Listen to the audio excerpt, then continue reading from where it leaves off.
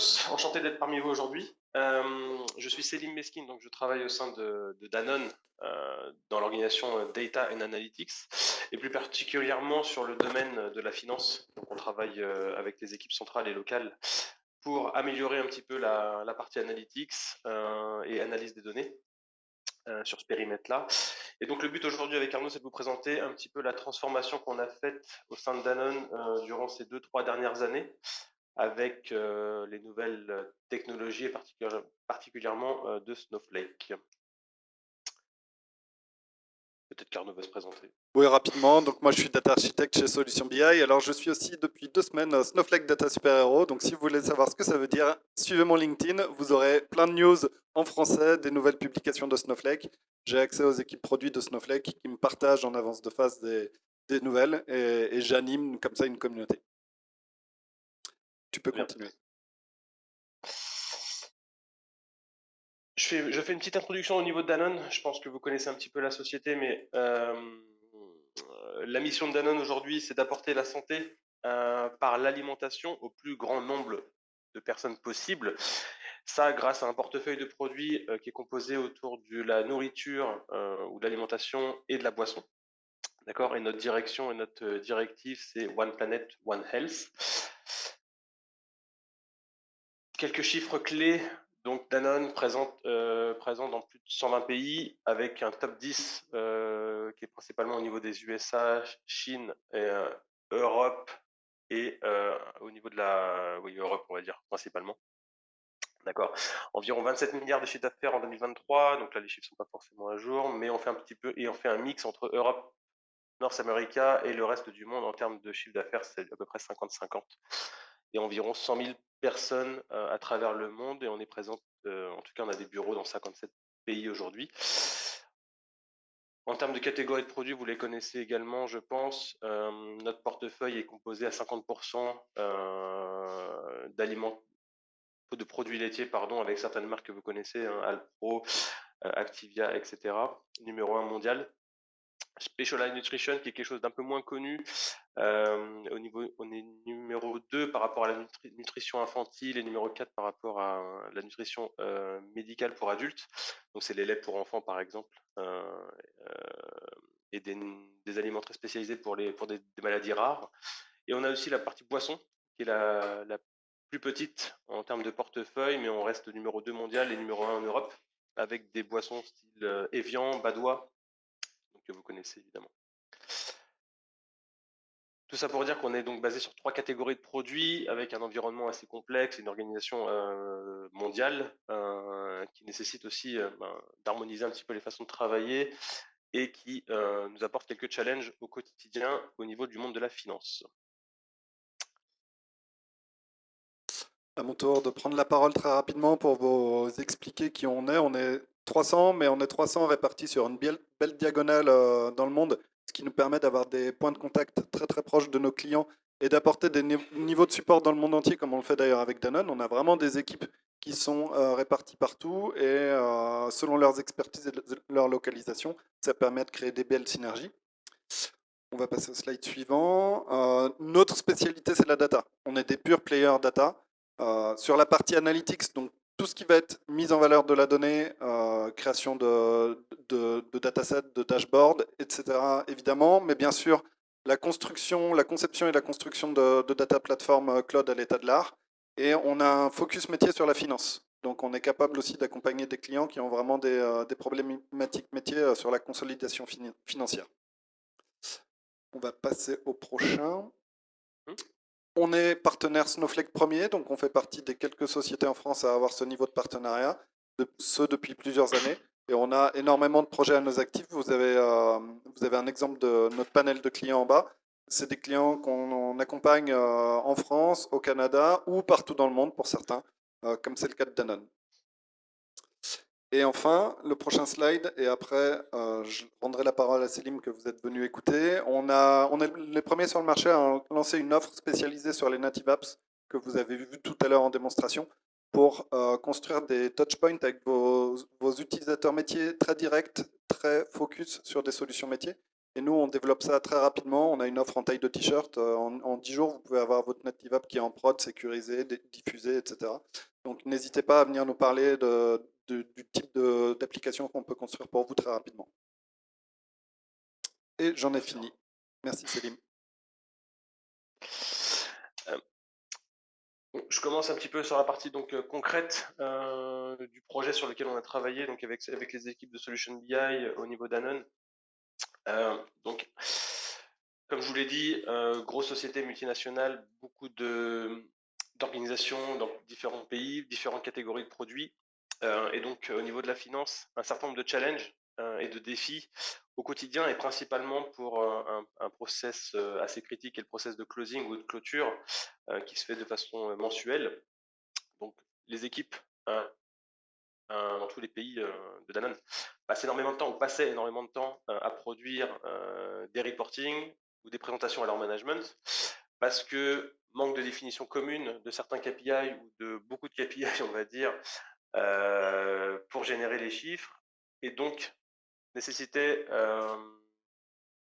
beaucoup de temps à faire des extractions, à faire de la transformation de données, à faire des calculs et des modifications de façon manuelle, qui générait un petit peu un manque de temps pour analyser justement ces chiffres, pour faire et pour travailler sur les actions nécessaires à l'animation des performances et à la prise de décision pour les prochains mois ou les prochaines années.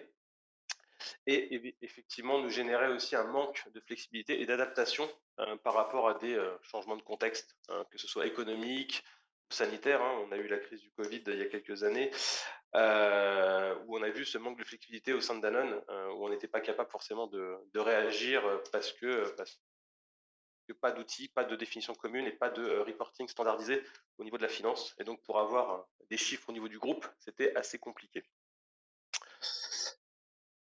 Donc ces défis-là nous ont amené à travailler sur un projet qu'on appelait en interne Reporting Factory, mais qui est en fait de façon générique un data product pour la finance. Et donc la volonté, c'était de faire face à ces challenges-là et ces défis et de les solutionner en harmonisant la donnée, en ayant une définition des KPI communes et en facilitant la génération de ces reports de façon standard et de façon automatisée. Donc tout ça en tirant profit effectivement des nouvelles technologies et de Snowflake en particulier.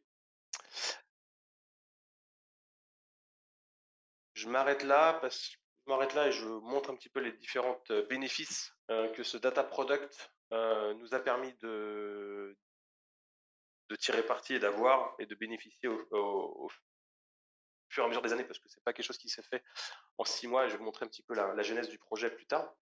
Mais donc le but, c'était de faire une solution unique pour toute la population finance du groupe.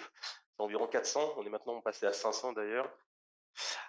Solution qui permet d'avoir donc des données de façon harmonisée, centralisée dans notre plateforme, dans notre nouvelle plateforme, et ensuite des reporting standards pour tous. Une seule source, donc grâce à Snowflake, notre data platform au niveau du groupe nous permet d'avoir l'accès à tous les KPI globaux et finances de la société et qui nous permet donc d'avoir une seule source de vérité pour tous avec des KPI et des définitions communes. Ce qui nous permet aussi de standardiser un petit peu la façon de faire et d'harmoniser les façons de travailler. On est capable de générer donc des reports de façon standard, de façon beaucoup plus rapide qu'avant, et donc nos contrôleurs et nos financiers s'activent plus à la prise de décision, à la prise d'action avec les équipes commerciales, les équipes marketing et le management, plutôt qu'à faire du data crunching et d'extraction de données. Pardon. Gain de temps, évidemment, donc c'est ce que je vous mentionnais. Donc là, on passe beaucoup plus de temps dans la prise d'action et de décision plutôt qu'à travailler sur la partie data en tant que telle. On a estimé à peu près à 400 heures de travail économisé de façon mensuelle. J'ai pas fait le ratio en termes d'employés à temps plein, mais c'est assez considérable, sachant que le produit évolue de mois en mois, ou tous les 3 mois, on fait une nouvelle une nouvelle release avec de nouvelles fonctionnalités, ce qui permet encore de gagner du temps et de simplifier les choses. Process mieux maîtrisé parce que évidemment une définition de KPI commune, donc les calculs se font de façon automatisée, standardisée, ce qui fait que tout le monde a la même source d'information, tout le monde a la même définition des chiffres et voit les mêmes informations partout dans le monde, ce qui n'était pas le cas auparavant. Donc on se pose beaucoup moins de questions sur les chiffres qui sont générés, sur les chiffres qui apparaissent dans les dashboards et dans les reports. Et on apporte aussi une couche de self-service qui permet aussi à certains utilisateurs d'aller plus loin dans les analyses et plus loin dans les reports qui sont proposés. Donc on essaye de couvrir vraiment 90% du besoin de la finance, et s'il y a des petites spécificités ou des besoins additionnels qui ne sont pas forcément standards ou qui ne sont pas forcément récurrentes, on laisse libre un petit peu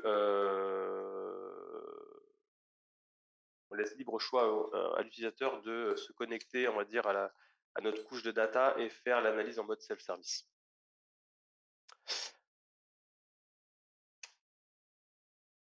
Donc aujourd'hui, ce Data Product Finance, il est très utilisé, ça fait partie de notre produit phare ou notre solution phare au sein du groupe. Et comme je vous l'ai dit, c'est un projet qui n'est pas fait forcément en 6 mois, il a démarré en courant 2020 avec un premier scope sur une catégorie de produits en particulier, et puis au fur et à mesure des années, il s'est étendu. Ce qu'il faut savoir, c'est qu'on a commencé sur notre ancienne data platform et notre ancienne infrastructure qui était basée sur du on-premise, avec des technologies qu'on n'a plus aujourd'hui qui sont DB2 et MicroStrategy. Et donc au fur et à mesure, on est passé sur une nouvelle data platform. Il y a eu une volonté du groupe pour faire une transformation sur le cloud. Et donc toute notre data platform s'est transformée courant 2021 avec un passage sur Snowflake dans un premier temps. Après, on a basculé sur Azure, etc., etc. Et donc toute notre brique technologique que je vous présenterai juste après a complètement évolué depuis 2-3 ans. Donc passage sur Snowflake en 2021, on a fait partie des premiers projets à passer sur Snowflake, où on a vu un grand bénéfice et un grand intérêt en termes de simplification et de rapidité. On a démarré ensuite d'autres projets au niveau de la finance pour l'efficacité opérationnelle et le self-service que je voulais mentionner. Et pour information, on a gagné un award interne parmi les projets analytics et data l'année dernière, en fin d'année dernière d'ailleurs. Donc juste pour vous montrer un petit peu l'ambition et les bénéfices du projet sont vraiment réels et ont été vraiment salués par l'ensemble du groupe et l'ensemble de Danone. Donc aujourd'hui, environ 500 utilisateurs de façon régulière et tous les mois se connectent à cette solution et utilisent cette solution de façon globale. Évidemment, process très critique, avec une équipe de support qui doit absolument s'assurer que la solution fonctionne tous les mois et tous les jours, parce que utilisée sur différentes time zones et différents pays. Au niveau de l'architecture, donc là on rentre un peu plus en détail dans la partie IT, sans forcément rentrer dans les détails, mais on a beaucoup de sources d'informations aujourd'hui au sein du groupe, principalement 2 pour la finance, mais pas forcément que 2 systèmes derrière, il y en a beaucoup d'autres. Mais on a donc SAP, qui est une de nos principales sources d'informations, et on a notre système de consolidation qui s'appelle Magnitude, qui est utilisé pour la consolidation des chiffres du groupe. Ces données-là sont rapatriées de façon très régulière dans notre data platform, qui est composée de 3 briques technologiques, voire 4 briques technologiques. La 4e n'est pas mentionnée, mais donc on a le data lake basé sur Azure. On a notre data warehouse en mode cloud avec Snowflake. On a notre partie reporting qui est basée sur Power BI, et on a une 4e brique qu'on ne voit pas ici, mais qui est toute la partie data transformation, data ingestion, qui est basée sur Informatica. Voilà, donc ces 4 briques-là forment notre nouvelle data platform, et donc on intègre les données essentielles et core à la société afin de centraliser les informations au sein de Snowflake, afin d'avoir une seule source de vérité. On transforme ces données-là pour en faire des KPI et avec des définitions communes. Et ensuite, effectivement, on a la partie reporting qui nous permet de faire des reports standards, tout en autorisant le self-service pour des cas très spécifiques ou des besoins locaux. On a une partie aussi external, data collaboration, que je vais vous montrer ou expliquer un peu plus tard, mais qui nous permet aussi de donner accès en externe à des sociétés d'audit afin que, afin que nos comptes soient vérifiés par des auditeurs.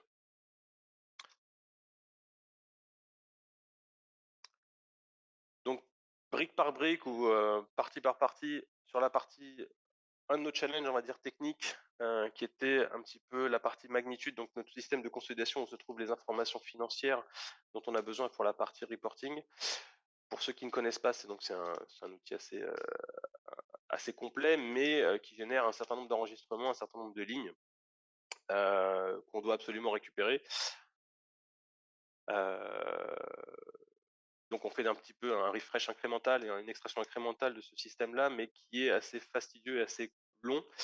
Et donc voilà, on est passé de presque, grâce à Snowflake, grâce à cette nouvelle data platform, on est passé d'un refresh qui se faisait environ 2 fois par jour à maintenant toutes les heures, ce qui nous permet d'apporter une plus grande flexibilité, une plus grande facilité d'utilisation pour les users.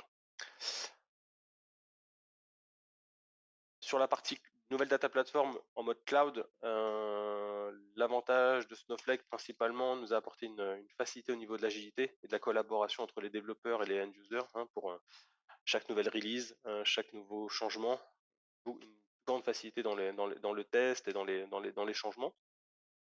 La partie DevOps aussi qu'on utilise de plus en plus avec voilà, qui facilite un petit peu la mise en production et le travail de toutes les équipes. Et le time to market, tous les développeurs nous disent effectivement que depuis que on a cette nouvelle data platform, le temps de développement a été considérablement réduit. Tout un travail d'optimisation qui était fait auparavant n'a plus lieu d'être aujourd'hui grâce à la performance et à la puissance de cette solution.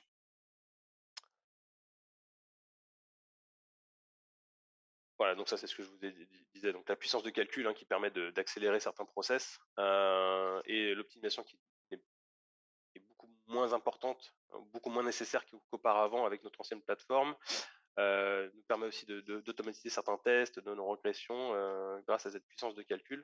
Ça nous facilite grandement la tâche d'un point de vue de développement. Time travel, donc ça nous permet en cas d'erreur, ça nous a servi quelques fois d'ailleurs, en cas d'erreur de développement, en cas d'erreur de chargement, ça nous permet de repartir en arrière sans forcément faire des backups de table. Donc grand bénéfice sur cette fonctionnalité. Voilà, on l'a utilisé quelques fois et ça nous a sauvé de quelques soucis. Voilà, donc grâce à la performance de Snowflake, grâce à la performance de toute la plateforme en mode cloud, on a été capable de rafraîchir ces données-là toutes les heures afin d'apporter de la flexibilité pour les users au lieu d'avoir un refresh ou deux par jour auparavant. Voilà, dû à la grosse volumétrie de données et au temps de traitement qui devait être fait dans notre ancienne plateforme. Cela a été juste impossible auparavant. Maintenant, toutes les heures, ça fonctionne plutôt bien et on est très satisfait de ce résultat. La partie collaboration en mode de façon sécurisée, donc ça c'est ce que je vous mentionnais juste auparavant, on donne accès à des sociétés d'audit externes, puisque auparavant ils devaient venir dans les bureaux sur place avec un PC, faire les extractions, etc. etc. Aujourd'hui, ils restent dans leur bureau, ils ont un accès sécurisé à notre plateforme et ils ont accès aux données des systèmes dont ils ont besoin et ils peuvent analyser l'ensemble des comptes sans forcément se déplacer et de façon beaucoup plus efficace et beaucoup plus rapide. Ils ont divisé par 2 le temps de travail afin d'auditer tous les comptes de la société. Ça, c'est aussi un autre bénéfice du mode cloud et de la plateforme qu'on a pu mettre en place au sein du groupe.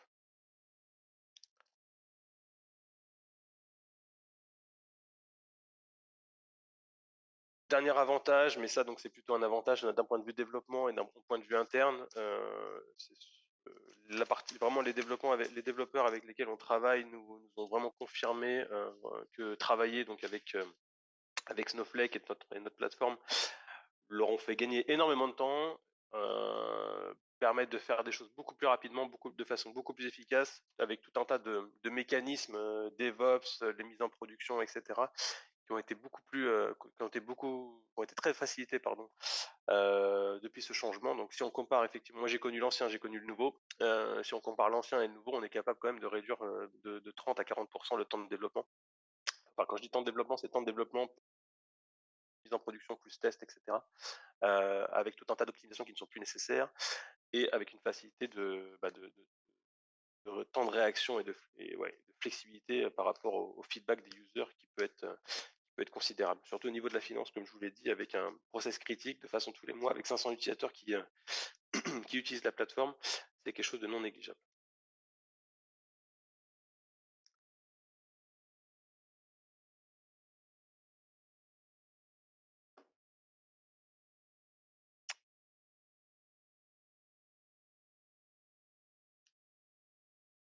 Est-ce que tu veux, Arnaud, mentionner ce point-là ou je continue? Non, moi je peux en dire quelques mots. Souvent, l'avantage quand vous allez sur une nouvelle stack technologique comme la data dans le cloud et Snowflake, c'est aussi d'en profiter pour ramener toutes les bonnes pratiques du développement logiciel qu'on connaissait plutôt dans le monde du back-end au développement data. Donc, mettre en place votre stratégie de test, mettre en place votre gouvernance de data product, gouvernance fédérée avec un compte de fédération et des comptes qui vont stocker vos données et qui vont permettre de récupérer de l'information. Donc, dans la gouvernance, évidemment, le premier auquel on pense, c'est le monitoring des coûts. Avec Snowflake, on peut découper, on peut avoir une finesse au niveau du warehouse. Donc, chacune de vos entités va utiliser son propre warehouse. Vous pourrez faire du showback ou du chargeback. Mais même si vous voulez aller plus loin, quand vous taguez une requête et qu'elle s'exécute, vous pouvez savoir quelle requête a consommé combien de millisecondes, si vous avez besoin de ce niveau de détail, sur un warehouse. Donc même avec un warehouse commun, on est capable d'avoir un très haut niveau de finesse. Comme je le disais, toutes les bonnes pratiques de CI/CD, un développeur qui touche à la qualif ou à la prod, c'est interdit. Tout le monde doit passer par la dev. Et c'est la CI, elle et elle seule, qui a le droit de déployer des changes sur les autres environnements. Donc ça, c'est des choses, c'est le bon moment quand on met en place un Snowflake de démarrer tout de suite avec ce set de bonnes pratiques qui nous vient du développement back-end. Et toujours pareil, ces nouvelles manières de développer, vous avez vu dans la démonstration de Gérard tout à l'heure, il y a de plus en plus de choses qu'on peut faire directement depuis Snowsight, qui est la UI de Snowflake. Il y a les notebooks qui arrivent, on avait déjà des worksheets, Python, SQL, vous pouviez choisir votre langage, vous pouviez faire des reports directement dans l'application et maintenant on peut faire en plus du Streamlit. Et même la grammaire SQL ne cesse de s'enrichir et depuis quelques semaines, il y a le support des requêtes temporelles qui sont beaucoup plus puissantes maintenant et on est capable de commencer à travailler vraiment avec des séries temporelles directement dans Snowflake. Donc c'est aussi des nouvelles manières de développer, c'est de toujours se poser la question, finalement, la donnée, elle ne devrait jamais sortir de Snowflake, c'est plutôt moi qui devrais me dire, mais quel est le bon verbe, quel est le bon programme, quel est le bon outil pour que j'amène mon traitement sur Snowflake, puisque le postulat, c'est ça, c'est plus rapide de déplacer des traitements que des données. C'est pour ça que Hadoop a été créé à la base. Donc voilà de quelle manière on pouvait mettre en lumière tout ce qu'on a appris pendant ces quelques années sur ce projet avec Danone. Ouais, juste pour rajouter par rapport au monitoring des coûts, effectivement, on a pris la décision au niveau d'Anon donc d'avoir des warehouses par projet ou par solution. Ce qui fait qu'effectivement, on est capable de monitorer les coûts de Snowflake pour chaque projet et donc refacturer ce coût-là au business ou ce coût-là au pays qui utilise la solution de façon très précise. Alors qu'auparavant, on n'était pas forcément capable de monitorer ces coûts par projet et donc on était parti sur des règles d'allocation qui n'étaient pas forcément très, très équitables. Aujourd'hui, on est capable de le faire. Aujourd'hui, on sait que tel produit coûte tant, telle solution coûte tant, et donc si un pays n'utilise pas la solution, bah, il ne va pas payer pour une solution qu'il n'utilise pas. Donc là-dessus, on a gagné en précision et en équitabilité.